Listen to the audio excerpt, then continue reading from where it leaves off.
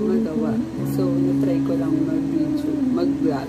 Ewan ko kung vlog to, basta gusto ko lang i-try. So, iti-treatment ko yung hair ko. Iti-try ko yung Consuka.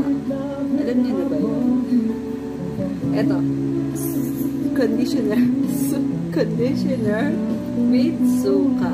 Yan. Iti-try natin siya, guys. Tingnan natin kung may gaganda pa itong buhok ko. Inaayos ko siya kasi medyo dry siya eh. Siguro, hindi ko masisi yung parlor kasi try na talaga yung buhok ko. Kaya mahirap na siyang buhayin talaga. Try natin. Mas maganda sa sachet yung conditioner para matik na siya. Kaso, wala akong sachet na conditioner. So, dito na. I-ano na lang natin siya. Hindi ko alam din kung ilang taka. Pero, try ko dahil tatlong ano. Yan parang ito mas isang sachet. Yan. Tingin ko lang. Yan, dito na siya guys. Yan.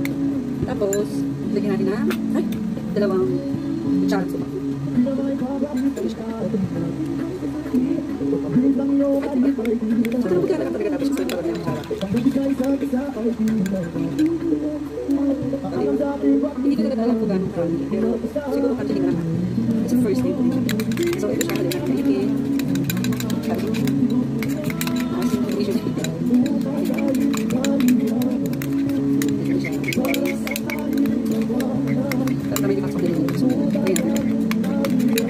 Yan, ito na siya.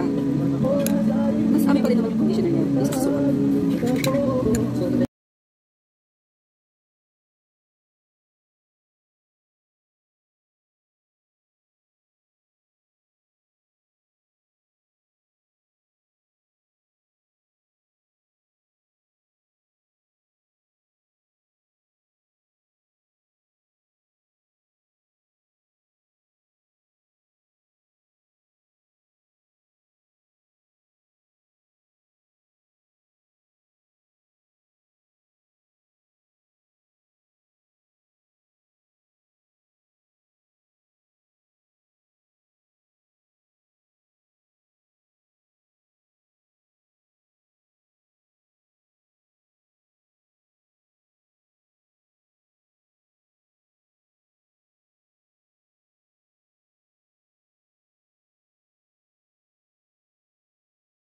So, eto na guys. Binalot ko siya ng plastic, 30 minutes. So, paliliguan ko na.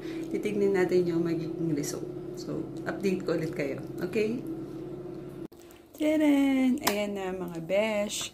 Nakapaligo na ako. So, titignan natin yung result ng aking treatment na Consuka.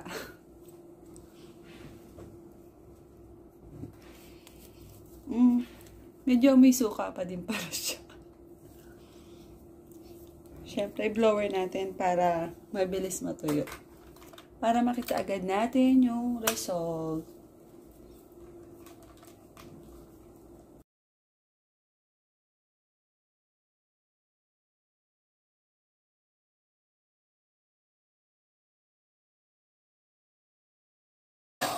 Ang lambot niya sa buhok, promise. Oh, ang lambot niya. Ewan ko nang pag natuyo siya. So, ito na. Medyo tuyo na siya. Sakay na natin. Yan. So, ito na guys, ang kinalabasan ng result niya. Yung treatment natin. Naging shiny din naman yung buhok ko. Oh. Yan.